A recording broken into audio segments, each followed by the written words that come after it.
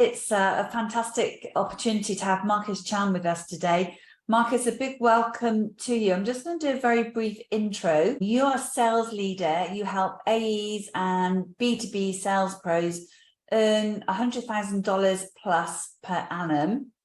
You are a three-time Salesforce top influencer. You're a real sales professional.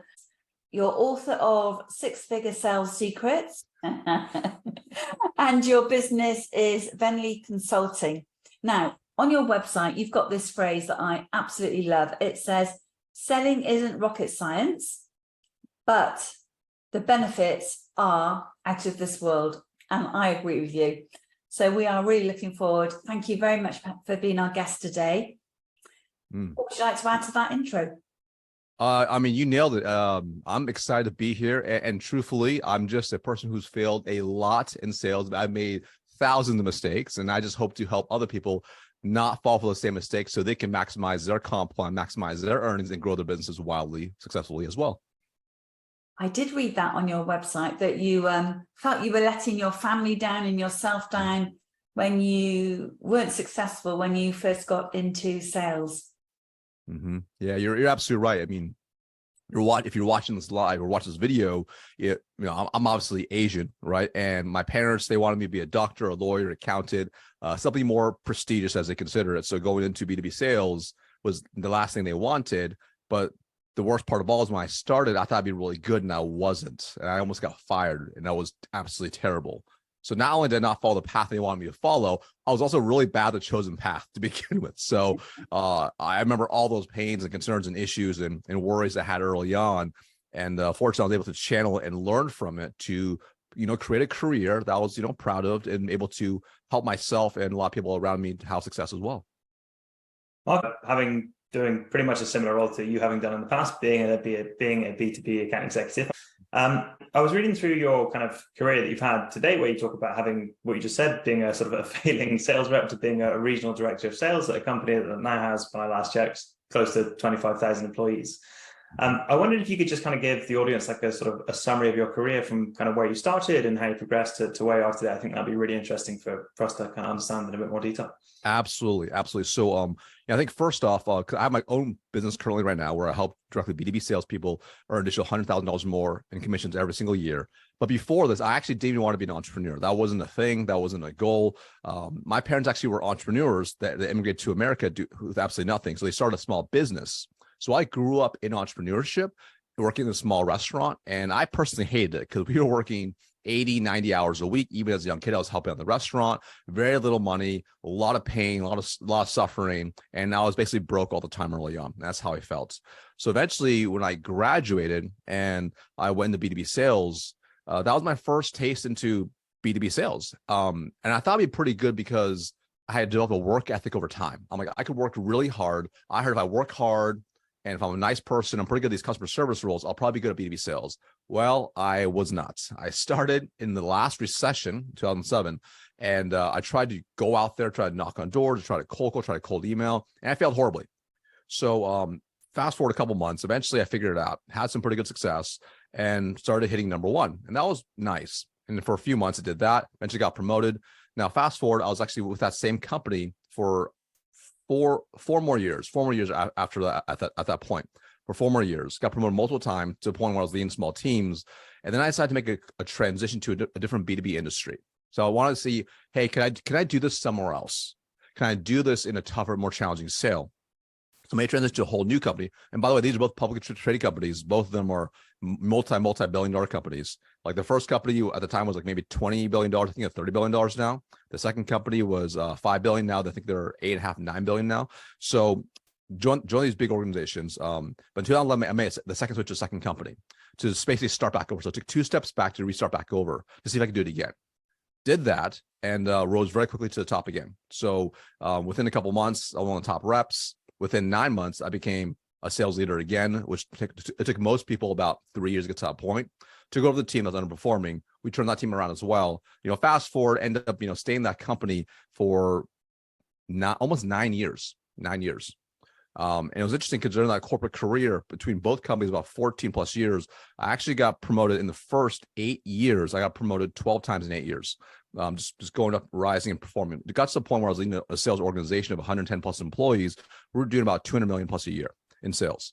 That was a lot of fun, a lot of travel, a lot of hard work, but very rewarding. And I learned a lot about sales, leadership, influencing, building teams, scaling teams, startups. I learned about all these incredible things about just business that really paved the way for me to be able to eventually start my own business, because the current business I have right now, it actually started as a side hustle during this time. It started as a side hustle that eventually just exploded in growth. And it was too hard to not go after this opportunity as I continued to compound success, because it got to the point where I realized making a lot of money is really, really cool in B2B sales, but I wanted more impact. I want to help more people around the world. I want to help, sales professionals. I help a lot of entrepreneurs, business owners grow their businesses as a result. So that's kind of the journey, long story long, if you will, of how I got to where I was to where I am today. That's a pretty incredible story, and a lot of promotions and progress in a relatively short period of time. There's so many things I'd love to dive into. But my first question is, from becoming a rep, where, as you said, you weren't performing that well, to being number one in a few months. Yep. What happened? What did you do? Well, first, I blamed the world for why I was terrible. When I really started struggling, it really bothered me seeing everyone else around me having okay results while I felt like I was outworking everybody. And I was. I had the highest activity. Every KPI metric you could look at the dashboards, I blew everyone out of the water. I had the most cold calls. I had the most door knocks walking in businesses. I had the most cold outreach. I saw the most businesses, but I had the worst results. And I blamed my territory. I have a bad territory. Businesses were shutting down, like really physically shutting down because of the recession. I blame the economy. I blame politics. I blame my boss for not giving me any training. I blame my peers for not being supportive. I blame the company for giving me zero resources. I blame the company for no marketing, because it was a startup division of a Fortune 500 company. Even though it was part of a company, they had no resources. So I basically blamed everything. And that really held me back to begin with. That was the first piece.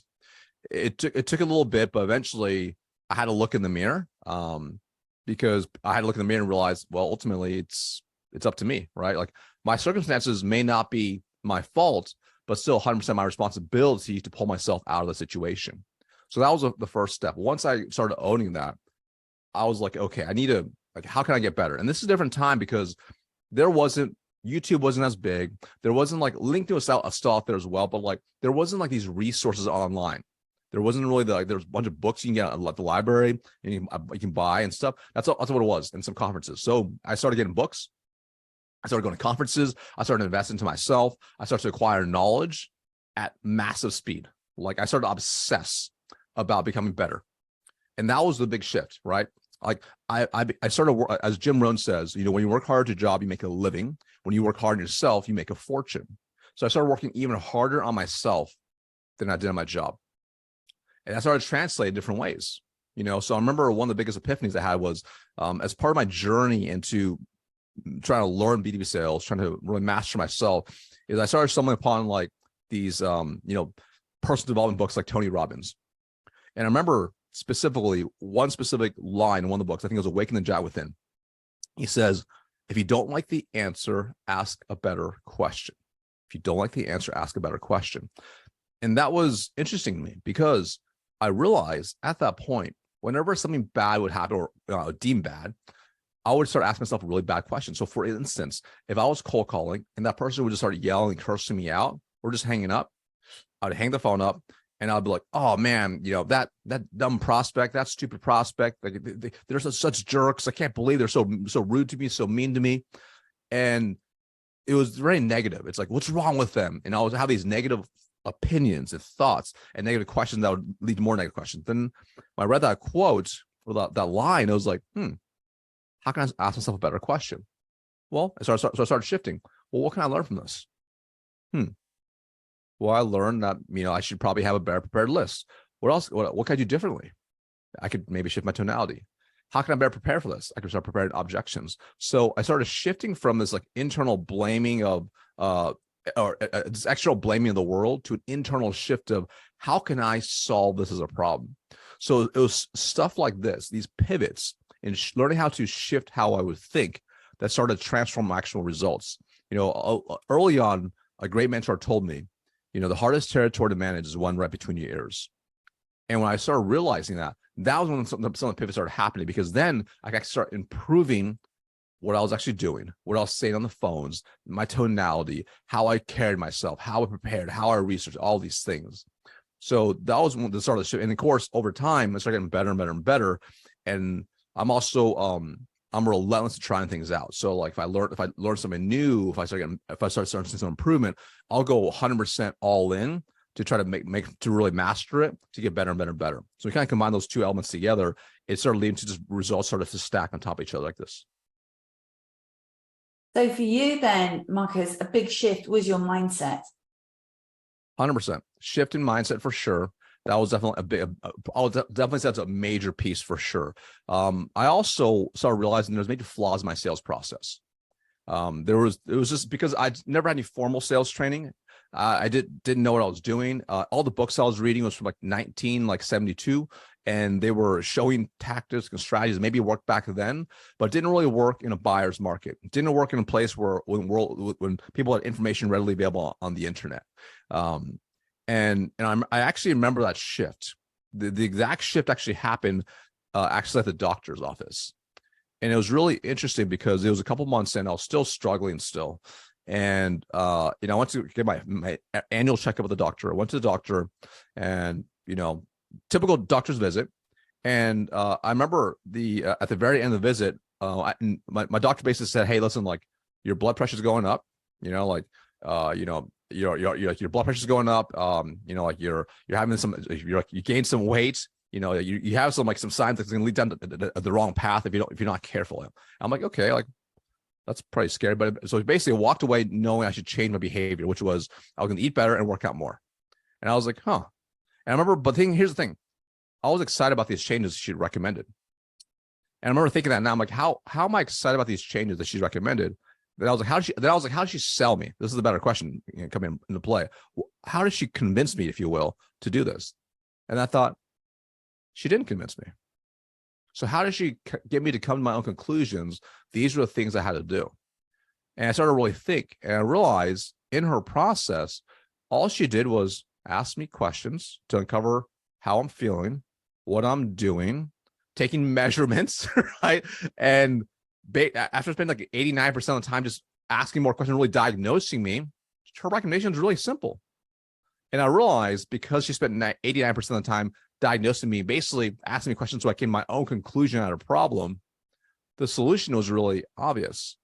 And then I started realizing the whole process of being a doctor is 100% questions based, where it leads you to the same situation, which is before you go to the doctor, if you have a brand new doctor, that you have you fill out an online questionnaire or paper questionnaire, breaking down everything about you. Then you go to the doctor's office. You have a nurse come in first. The nurse asks you several questions first, uncovering multiple things. They don't tell you what to do next. They just ask you questions. Then the doctor comes in and asks you more questions. And then they finally give you a potential, prescription or diagnosis or whatever it's going to be. And that's how they really sell. And you perceive them as a trusted advisor as a result.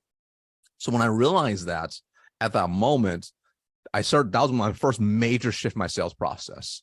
I started going from this, before I was walking in, asking a couple of questions, and then pitching as long as I can until they kick me out and not getting them to buy, to walking in, not presenting a single thing, sending 89%, asking them questions, and then presenting only if they're qualified, the right person, and I close way more.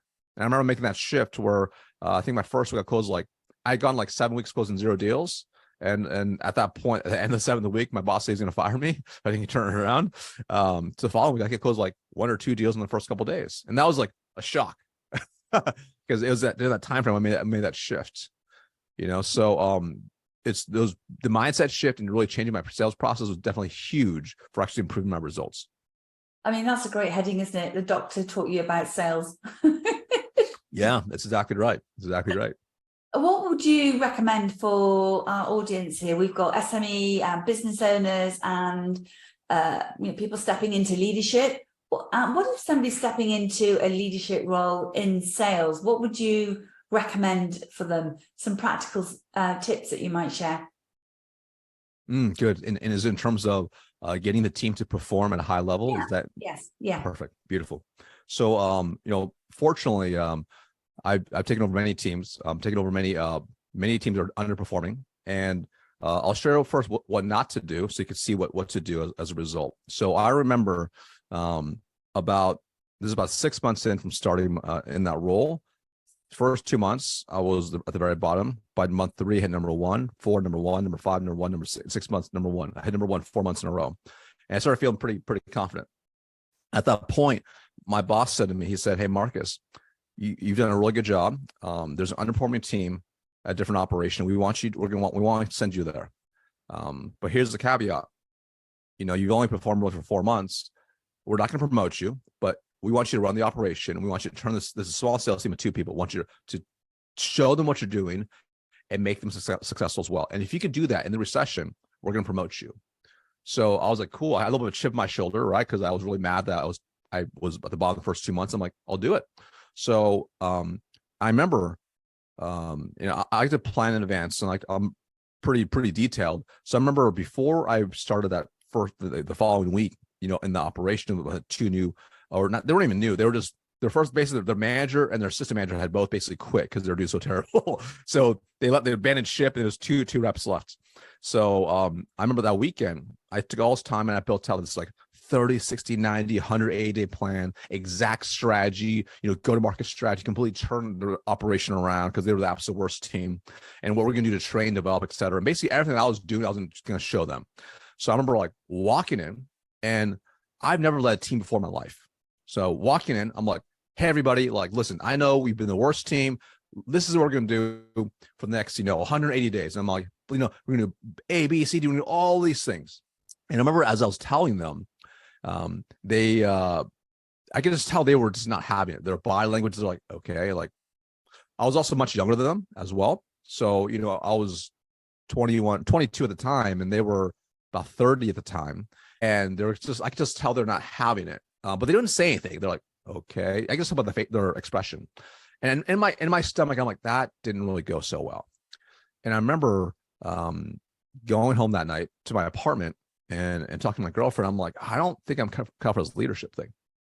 And she's like, "Well, what do you mean?" I'm like, "Wow, like I think I'm better at sales. Like I did pretty well. And now like trying to run this team, like I was trying to explain to them, like they see me on leaderboards, they see me in every awards, and I'm the guy at the top. They should be like listening to me." She's like, "Why they listen to you?" I'm like, "Well, I've been on the top." She's like, "Doesn't matter. They don't care. Like, did you ask what they thought?" I'm like, well, no. "Did you ask them what maybe they thought the operation can do better?" I'm like, "Well, no." I'm like, "Huh, I guess you're right." So the next day I came back, I huddled them, and I apologized. I'm like, "Hey, listen, like I came in like just really hot. Like, here's the truth. I'm really insecure. I frankly wanted to like make a good impression. Like I want to like turn this team around because like, Bill said, if you do a good job with this, eventually will promote me. And I didn't want to let him down. Like I didn't want, I don't know. Like, I don't know what we should do. What do you guys think?" And it was interesting because it almost like that just to kind of release the tension, and they had some great ideas. And what was interesting, so over the next couple, weeks, I started really observing what was going on. We started collaborating together, and we started coming to get some new plans. And they were different than what I initially had planned as well. Some were similar, some were different. And within 6 months, we became the top operation, and we continued to compound every single month.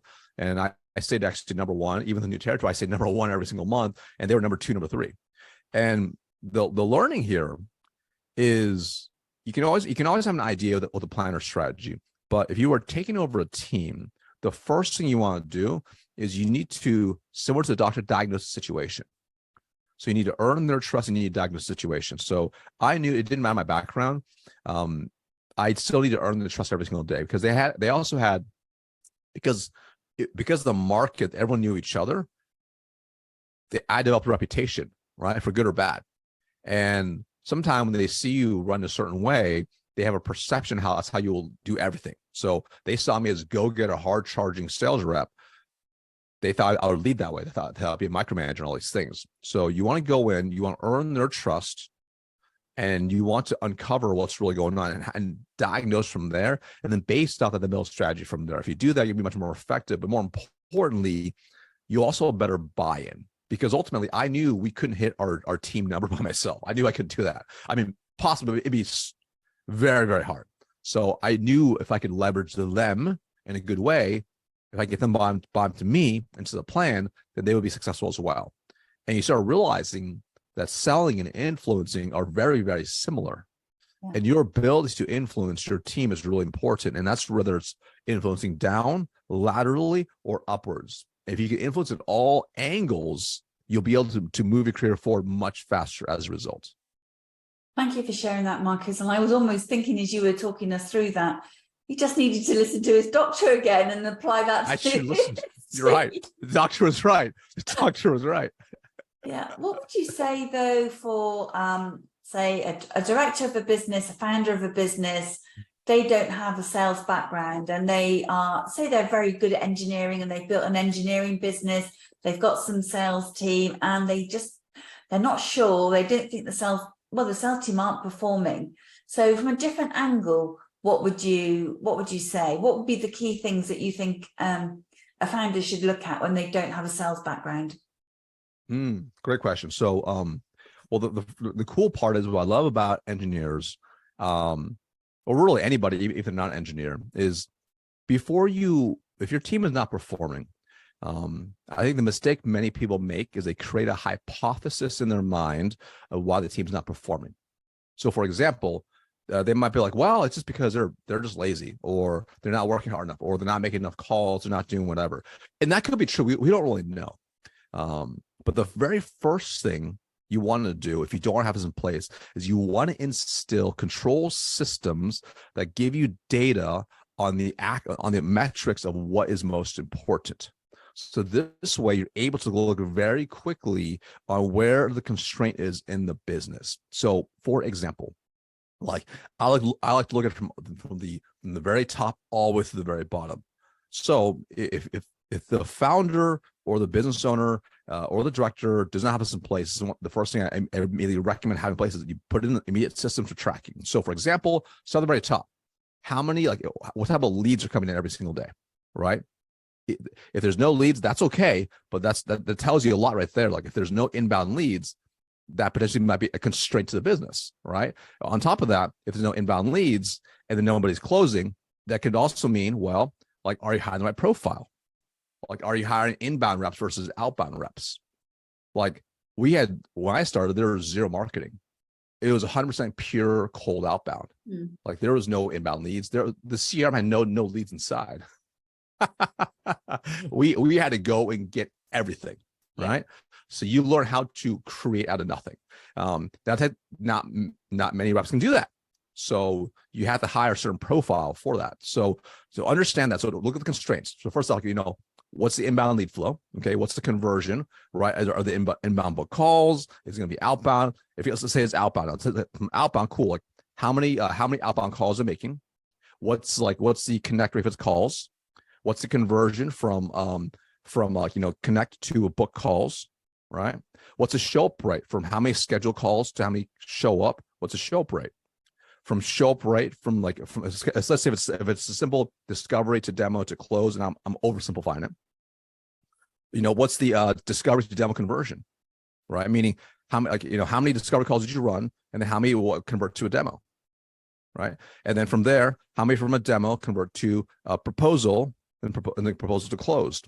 And you measure all the conversions so you can see where the gaps are in the sales process of skill, right? So that if there's gaps in the sales process, they may mean either training and developing, coaching. That could be it. It could also mean, like, do you have the right players on the team? That could be part of the battle too. Because if you hire the wrong people, that doesn't really matter. Like, you get the best product in the world, if you don't have, if they don't know how to do what they need to do, that's a problem as well. So you start to find what the constraints are of the business. Once you know what the constraints are, then you can focus on actually improving those specific things. That's how you start actually improving the game as a whole by scaling the team. So let me give you a really, really simple example. So, and I like to look at a scale, like where the constraints are in the business. So when I first took over the team, this is in 2007, one of the immediate constraints I observed, because there was no inbound lead flow. In fact, at the time, I didn't know what an inbound lead was. it was kind of strange. I didn't know what it was because I never done B2B sales before. I didn't know that was a thing until 4 years later because I was so used to outbound. Yeah. So I remember coming to this team and, we're going to do a call block. And I'm like, and I'm just like observing, like, what are they doing? They're not making any calls. And I'm like, why are they not making any calls? Don't anybody calling? Well, did anybody calling? Because they didn't generate the leads. How would they generate leads? They weren't. So I'm like, interesting. Okay. So I'm like, that's a constraint in the business. I'm like, this is a constraint. Like, how can we close deals if we don't have leads? So let's go get some leads. Right. So that was the first plan of attack. So the moral of the story is you take a step back, you look at the whole sales process, complete cold to close, you identify the exact constraint, and then you solve for that constraint. And this is actually something every business leader, everybody should be doing every single day, every single week. Because when you can observe those pieces to the puzzle, you can identify this is a loose screw, tighten this. This is loose, tighten this. This is loose, tighten this. And you start to actually focus on improving based off data versus feelings. Yeah. I'm sure as an engineer, they'll love that suggestion, Marcus. Kind of know your numbers and go from there. I'd love to dive a bit more into the leadership side of things. I think going from being a rep to managing a team of basically 110 employees with 11 direct teams underneath you as the regional director of sales. I'd love to kind of understand just sort of what you've learned about leadership being in that position. So that was an interesting shift when you go from like leading a direct team to leading leaders or leading teams. I realized how little control I had, because when you have a direct team that's reporting to you, like you're talking to all the time, you have a little more control on helping them. You're closer pulse to what's going on because you're in the trenches with them. When you start going upstream, you start getting disconnected, and I started realizing those flaws in the system. So, for example, one of the flaws I realized was, and I had the same epiphany when I started leading teams, which was when I went from rep to leader. I'm like, nobody really does the way I do it, huh? And that was kind of a shock to me. I just kind of thought everyone did what I did.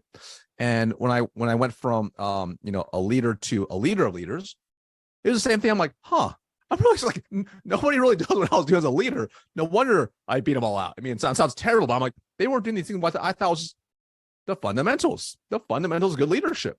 So I started realizing that. So when I started taking over, I'm like, okay, I need to start instilling some things in place. So first off, I started instilling like specific SOPs and protocols for how I ran things as a leader and started teaching them how to be a leader, like how to actually not just manage, but actually lead teams, how to lead people, but manage processes. The mistakes some men that were making when they're trying to manage their people. You don't manage people, you lead them, but you have processes in place that you can manage. Right. So that was really important. So I started instilling these things, started teaching them how to do that. And that was really key. Now, I also started observing across the board. Another big learning was how I would onboard reps onto my sales team as a sales leader was very different than how everyone else was doing it. So even though there's a company kind of playbook, most reps and other teams would take about, so the average was it took 158 days to open a requisition to get them performing, so high and performing at an okay level. So that's basically almost 7 months. It takes from open rec to hiring. So that if it takes them two months to hire, 4.5 months to even ramp up to get to that speed. My ramp up time was about half the time, and it's because I had reconstructed and broken down the constraints in the onboarding process to be way more efficient and more effective. And I realized, I'm like, oh, this is a huge opportunity. So I started to teach them how to do these things as well. But I also realized they would still not, they still wouldn't be able to implement the same way I was able to. So I had to start implementing new like systems in place to help onboard remotely. So this is before like online trainings were a thing. This is before virtual trainings were a thing. So I started doing virtual trainings as well. I also started to adjust my schedule to actually be in the market early on, to be able to spend time with them and train them as well. And I started implementing different things as well that would give me like signals if someone was struggling. So it was really simply nothing crazy.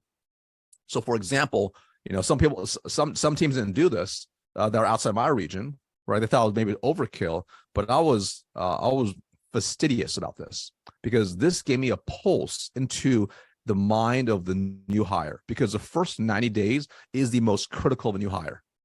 In those first 90 days, they are deciding, do I want to even stay here? Can I do this job? Do I believe in myself? Do I believe in this company? Do I believe in my leadership team? So it was really simple, but I would have every single new hire within the first 90 days. I'll say at the end of each week, all I want you to do is send me your top 5 learnings in an email, in a Google Doc. I don't even care. What's your top 5 learnings from the week, and how will you apply it? It's really simple. But I'm like, in order to do that, here's what I want you to do. Really simple. All I want you to do is every day, just write down 5 things you learned and how you apply just really quickly somewhere. And at the end of the week, go 25, just pick your best 5 biggest takeaways. So what would happen by doing this is I'll be able to read this, and I'll be able to read their emotions, their thoughts, what was going on. So I could catch concerns, issues, add in reinforcements for training, add more support. So these are the things I started realizing how to do to help support the rest of the team. What I also learned, this is a big aha for me personally, was I realized, and I should have known this, but I wasn't prepared for leadership. I wasn't trained. I wasn't developed. It was like, good luck. Happened in my last company, happened in this company as well. And it was the same thing as well. And this is why basically some of my managers, they were just really good reps. I got promoted, and that's all it was. And that's why their team was struggling, because they didn't have the same skills required to effectively influence and develop high-performing sales teams. So when I realized that as a constraint to my growth as a business, because when you have to deliver a 9-figure number every year, time is always against you. So I had to start thinking 5-10 years out. So I started to build out trainings. I built they already had a program called Captain's Club, and that was designed to help develop the future leaders. But the way it was run by most people was, okay, here's a book for the month, read the book, and then we'll talk about it a month later. That's a waste of time. Instead, I turned into an actual curriculum. I built a fully comprehensive curriculum where every single month I would bring on the captains, and they had to interview and apply for it to be part of my captain's team. I would teach them different things. For example, how do you read a profit and loss statement, analyze it, and make strategic business decisions based off that? That's actually really relevant. So I'll teach them how to do these things. And I give them homework. I'm like, hey, I want you to go now, and I want you to go and sit down with the general manager of the ops part of the business and have them walk through the same thing and tell me what you learned, right? Or hiring, recruiting, same thing. I teach them exactly how to hire, not just put a requisition, how to use LinkedIn, Sales Navigator, build a hyper-targeted list of profiles you want to go out and recruit for, and start outbound messaging to recruit them on your team. Yeah. How to build a winning culture. So I've done all these things that I just didn't realize, but there was a few learns right there that was really critical for me, that when I was stepping on the role, I'm like, if I don't fix these, I'm going to fail terribly. So I learned how to fix them, and then I'll be able to teach other people too. Well, there's a lot in that to reflect on, Marcus. Thank you. And one of the things that amazes me is the number of sales people that don't use LinkedIn. I mean, it's just such a brilliant tool to use and connect and engage with people. As we come to a close, what has been your biggest leadership challenge, and how have you overcome it? Because we know that people love to hear about difficult situations and how you came through them. And once you've shared that with us, please just talk about how people can best get in touch with you. So I would say, I don't have a specific, I mean, I have plenty of specific ones, but I think probably the most relevant one, I would say, it's in every role I've ever been in. I find one of the hardest things to do as a leader, because you wear a lot of hats, frankly. I mean, you have to do a lot as a sales leader, as a founder. You're trying to do all these things, but the number one hardest thing is always going to be hiring, recruiting, hiring, and retaining top talent. That has always been the toughest thing, because there's a lot of people out there, and a lot of people kind of talk a big game, and you can do your best to vet them out, but until they actually show up on the role or into that role, it's really hard to determine that. And that 1% diamond in the rough is so hard to find. And I have personally done literally thousands of interviews. Like I used to hire 30, 40 new reps every single year. So it was you just realize like finding talent is so hard, but also retaining talent. So if you can find really good talent, but then do your best to retain them, but not just retain them, but actually grow and develop them, that becomes wildly powerful. Like, for example, the sales org I took over, we used to run about 50, 60% turnover. So meaning hire 10, 5 or 6 would make it. And I was able to reduce it down to 19% turnover. But if you think about that, even 19% turnover, that means you hire 10 people, 2 people aren't going to make it by the end of the year, which is still like, that could be hard for the business. So if you know that to be true, you always have to make sure you have a really good pipeline of candidates ongoing. You always have to be constantly hiring, constantly interviewing, on the lookout for great talent. You have to become a master at collecting talent and then trying to keep them with you for as long as you can to develop them. So that's probably my biggest challenge. Now, in terms of finding me, you can find me on LinkedIn, YouTube, pretty easy to find, or you can head over to eventconsulting.com to get more information about me. Thank you. It's been a real pleasure to have you, Marcus. Thank you very much for sharing all your wisdom, your experience, and your extensive sales knowledge with us. Callum, anything from you to wrap up? No, Marcus, thanks very much for your time. It's been really interesting to hear your kind of career and journey as you progress from starting off from being a rep to being a leader of a large organization in sales, and the kind of challenges and learnings that you've had along the way. And I'm looking forward to following up and reading your books and looking at the content afterwards. So yeah, a big thank you from me. Hey, thank you so much. My absolute pleasure. Great to meet you too. Thank you very much.